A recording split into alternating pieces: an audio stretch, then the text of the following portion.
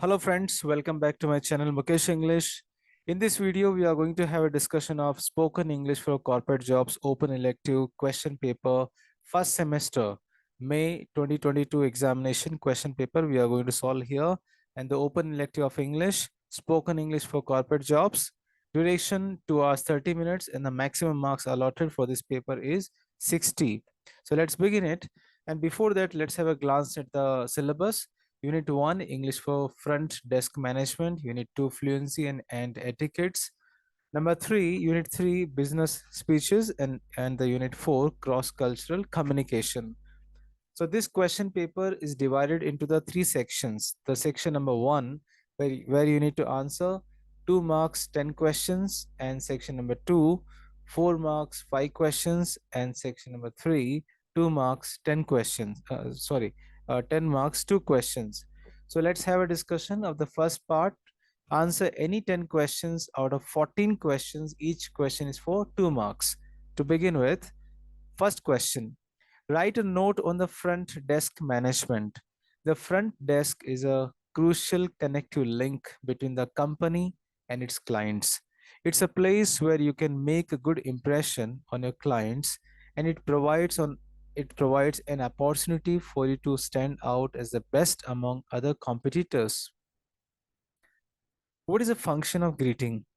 Greeting is one of the greeting is one of the basic functions of communication and helps people to connect at a more personal level.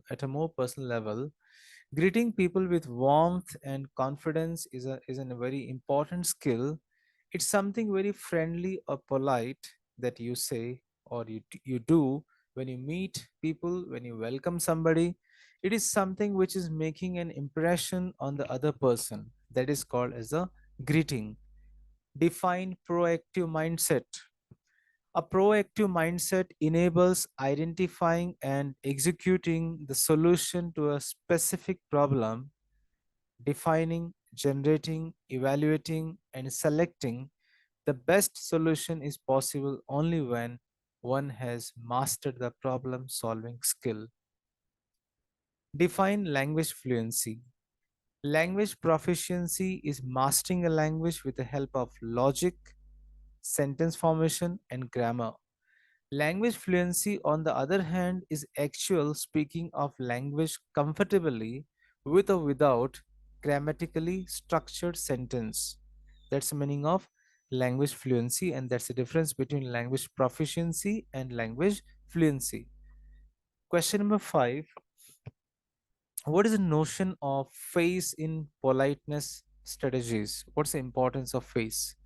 The notion of face in language politeness has been derived from Goffman. It means being embarrassed or humiliated because of wrong language etiquettes. Thus, the face threatening acts, as mentioned in the previous paragraphs, also there are something like challenges which the speaker tackle to maintain the impressive workplace communication. Give the two examples of mnemonics. Mnemonics. A mnemonic device is a form of word association that helps you to remember the words, definition, and proper usage. For example, arithmetic. How to remember the word arithmetic? So you can make the mnemonics something like this. A rat in the house may eat the ice cream. So A for A, R for rat, in the house, the HMATIC. So each first letter has been given as some sort of word, and finally it becomes a good association of a sentence or which the word you can remember. A rat in the house may eat the ice cream. For example, next is here because. Because BECAUSE. Big elephants can always understand small elephants. Very nice. Friend. Fred rushed in eating 9 dug nuts. So this is called here mnemonics. Question number 7 for 2 marks. What are the occasions for toast? A toast is a speech that is delivered with the purpose of appreciating or congratulating or remembering someone's achievements. Usually, for congratulating someone about getting a new job or giving honor or celebrating a marriage, the toast is delivered. Next question, name any four types of ceremonial speech: goodwill speech, public relations speech, apology speech, justification speech, speech of commencement. Question number 9. Define eulogy. E silent is here. E silent here. Eulogy. The speech which is given in the honor of a person who has died is called as the eulogy. The eulogy does not mean elegy, which is a song of mourning. It's not elegy. It's eulogy, which is written, a speech which is written in the honor of a person who is no more. Explain the importance of silence in presentation. Silence and pause can help you highlight the most important parts of your speech. They create contrast, impact, and emphasis. Emphasis. A moment of silence can make your audience pay attention, anticipate, and remember your key points, and it reinforces your transitions, summaries, and calls to action. Question number 11. Mention any 4 points to improve cross cultural communication. Number 1, avoid slang, speak slowly, keep it simple, record or jot down the things, be concerned and supportive. These are the 4 points to improve cross cultural communication. Next, question number 12. What is business etiquette? Business etiquette is a set of manners which is required in professional environment. The professionals are expected to follow certain rules and behave in manner within the workplace. It can lead to challenges, upsets, and miscommunication when employee or employer does not follow the proper etiquette. People like to talk and working with people who have the good manners and courtesy. Question 13. When can you use probing questions at a workplace? You can use probing questions at a workplace to clarify and verify your doubts. Last question. Question number 14. What are the two types of questions? Give an example for each. There are two types of questions. One is close ended, and the another is here open ended. Close ended questions are the questions which require a short answer, often one word answer and chosen for a limited set of possible answers. For example, yes or no questions for multiple choice. Open ended questions cannot require the answer with one word, which require the answers with the detailed answer, where we use the ws question: why, how, tell me, describe, substantiate, explain. So we use such kind of words. So out of these 14 questions, you are going to select here 10 questions each for 2 marks. So we have discussed as of now 20 marks questions. Now next 20 marks questions. Write a note on any four of the following in about one page each. So 6 questions. Out of 6 questions, select four questions, and each for 5 marks. What is consultation and problem solving? Consultation is nothing but meeting an expert or professional to seek the advice. The word consultation is derived from the word consult or to consult, which means consulting sessions. When you want to receive an advice or guidance from an expert, that is called consultation. From subjective point of view, when you want to offer your advice to potential customer, the meeting you schedule is also called as a consultation. Now, what is problem solving? Problem solving is an essential part of any business consultation. We all have problems and it is difficult to tackle them. In the workplace, if the habit of problem solving is not nurtured in the company's culture, eventually the business will crumble. To avoid such drastic end, the company employees must have essential training and the resources to solve the problem confidently. Question number 2. Write a note on language politeness. In social linguistics and conversation analysis, language politeness strategies are speech acts that express concern for others and minimize threats to self esteem, in particular social context. Positive politeness strategies are intended to avoid giving offense by highlighting friendliness. According to Brown and Levinson, certain acts can damage or threaten other person's face, and these acts are known as face threatening acts. These acts have potential to damage the image of the speaker. Hence, needs to speaker needs to adopt certain language strategies to avoid offenses in corporate culture.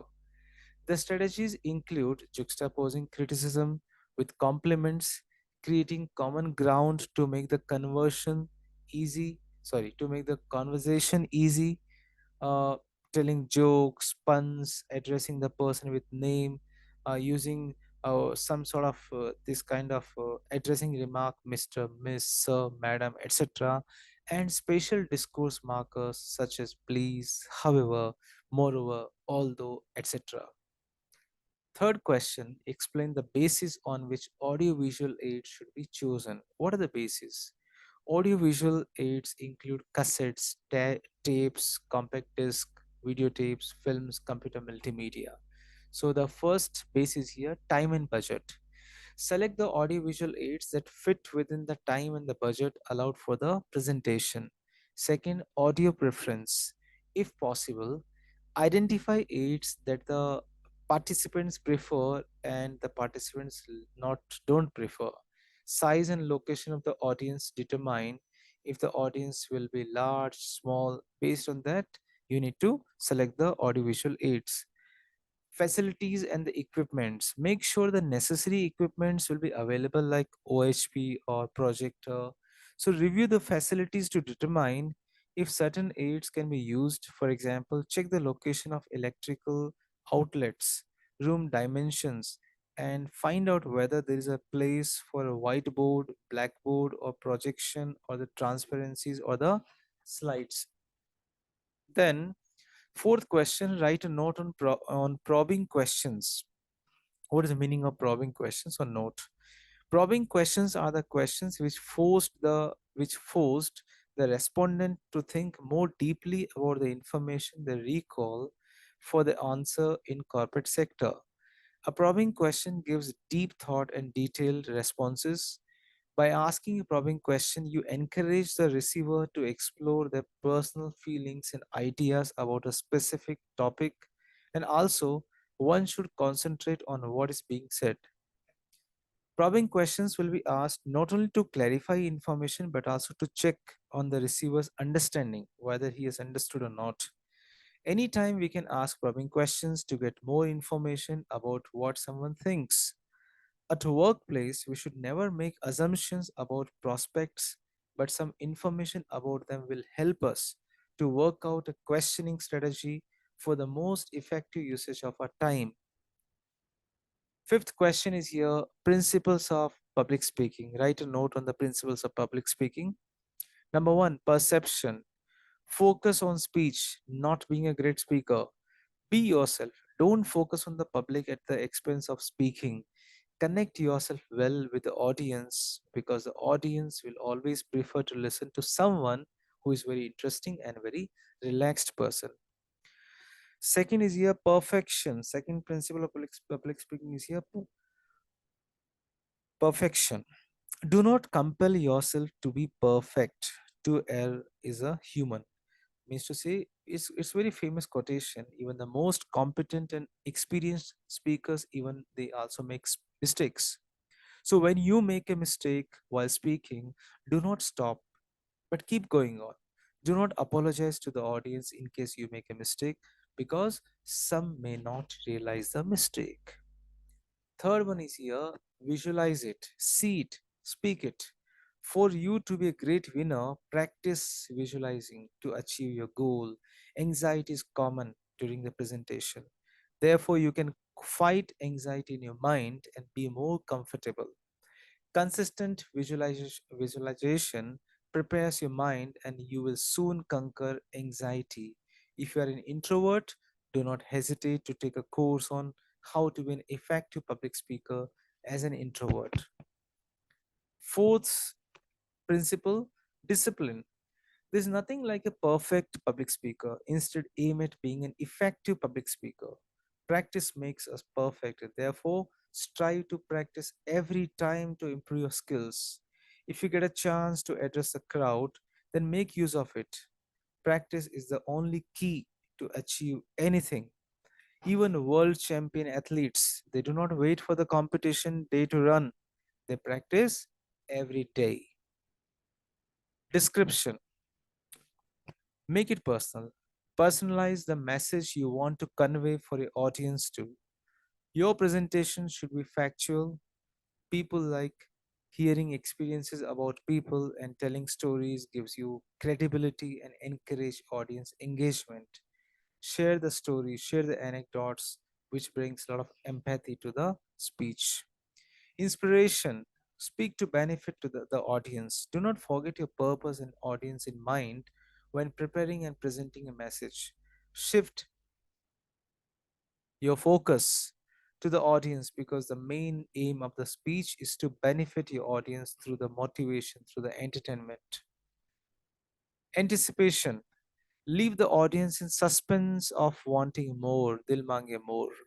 When it comes to communication skills, less is more. Do not bore your audience with very long speeches, which make them look forward to the end of your speech. Let them anticipate what you are going to say, what you're going to say more. Next question, the last question for 5 marks. Mention the points to be remembered when greeting someone. Let me tell you one more thing. The same question is also asked for the 10 marks. So both of the questions have the same marks, same answer. So which are the points you will remember when you are making the greetings? So greeting is one of the basic functions of communication and helps people to connect at a more personal level. Greeting people with warmth and confidence is a very important skill. So, the following points you should remember when you're greeting someone. Number one, stand up and greet the person, which allows you to engage that person on an equal level and helps to maintain eye contact.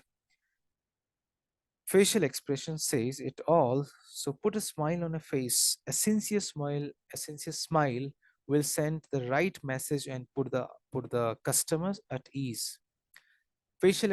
Okay, next, make eye contact. Stay focused on what the customer says. Take the initiative when greeting or meeting people. Introduce yourself.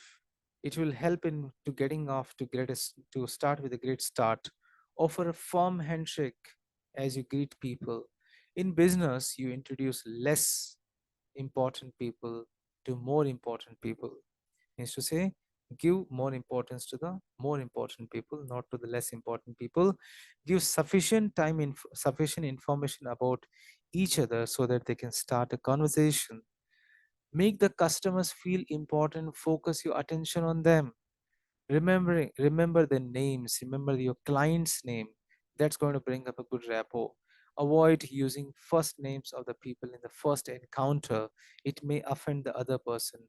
Be respectful. It helps in smooth conducting of business.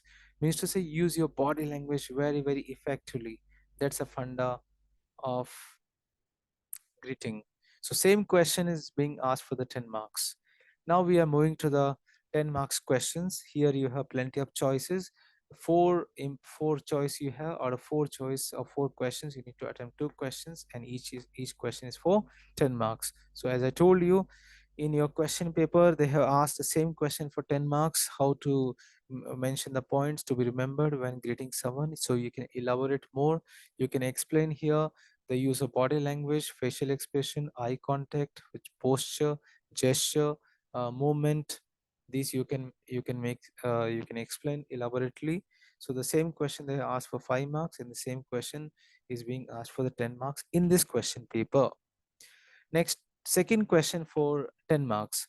Define voice modulation with the help of, I'm sorry, there's a spelling error, with the help of elements of voice modulation. Means to say, explain voice modulation.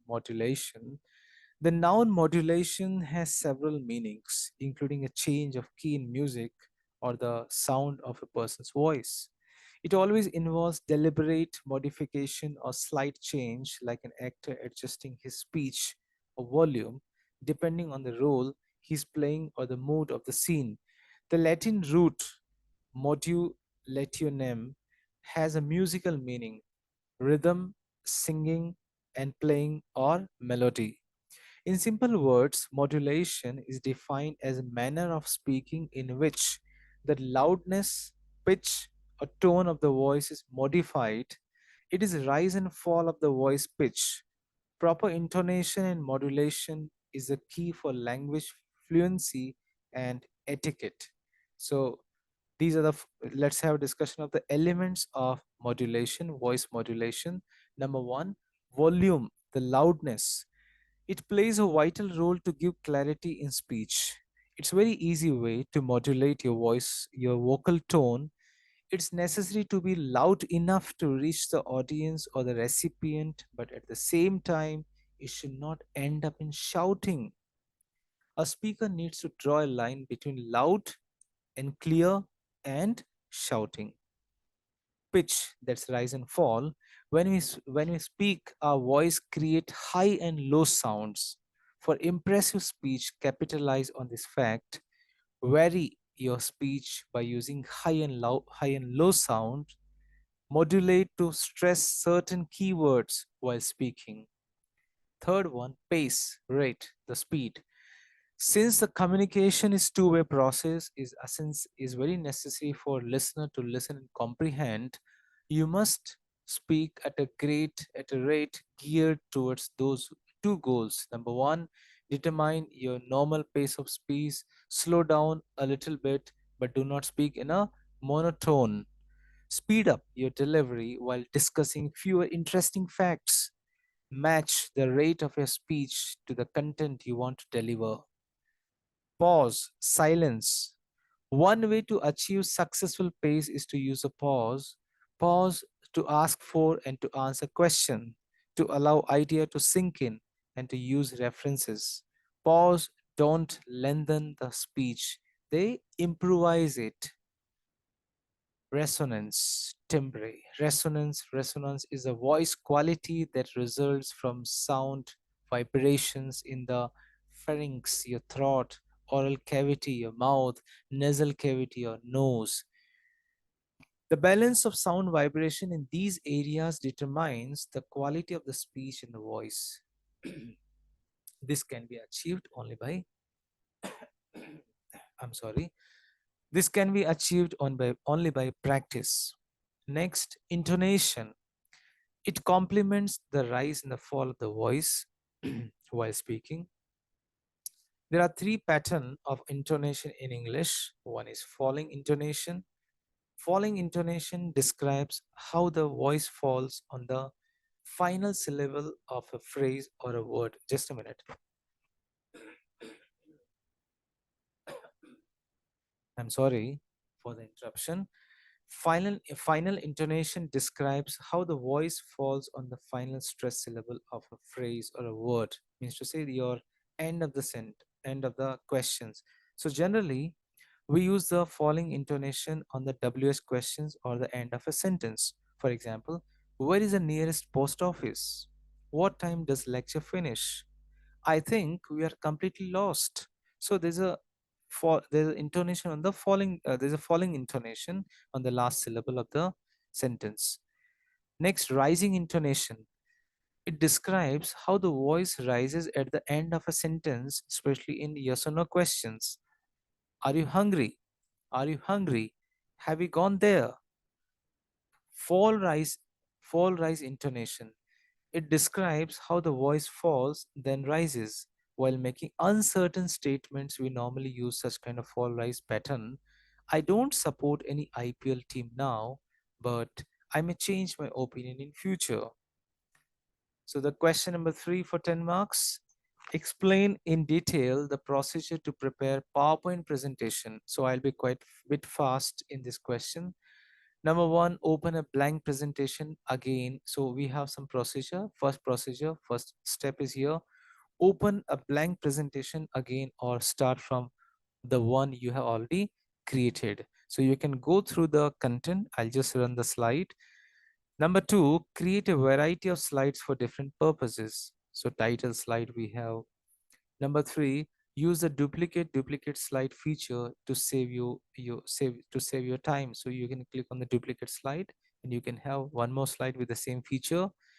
Number four, add the transitions to your slides, like optional. It's quite optional. You can use the different effects, transitions, and you can also click on none. Number five, add animations to your slide. This is also very optional. So you can click on any animation mode, then you can click on effect options, you can remove it, you can use it, right? So you can also record the animation as well. Number six, save your presentation. Go to file, click on save. Then run your presentation. You can go to slideshow and you click on play from start. Then advance the slide. So when you're done one slide, you want to show the next in your sequence, click on your mouse presentation mode. Then so these are the eight steps to make the eight procedure, or the we can say the ways to make the PowerPoint presentation slides. Last question for 10 marks. How to deal with language differences? Which are the key points to overcome language barriers or the language differences at the workplace? Language barrier in the workplace is very much common issue. It's possible if we choose right approach and language to overcome this miscommunication. The following points can be helpful to overcome language barriers or the language differences in the workplace. Number one, use the simple language. Using simple and clear language helps to the employees to understand the business proceedings very easily. It doesn't matter you are trying to communicate something highly technical or important to someone who has limited to no experience in your field. So use a simple language to avoid the cultural misunderstanding. Then giving cross cultural language training. So it's very important that the employees should be given the cross cultural language training with reference to the global represent representative, as well as for the to enhance the communication skills. Discuss cultural differences.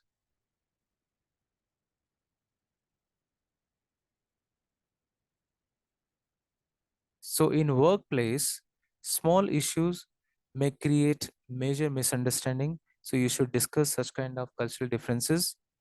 Then we have some examples. You can go through this example. For example, many Western countries, uh, they customarily they kiss a business representative on both the cheeks in greeting instead of shaking hands. Then hire a translator or an interpreter.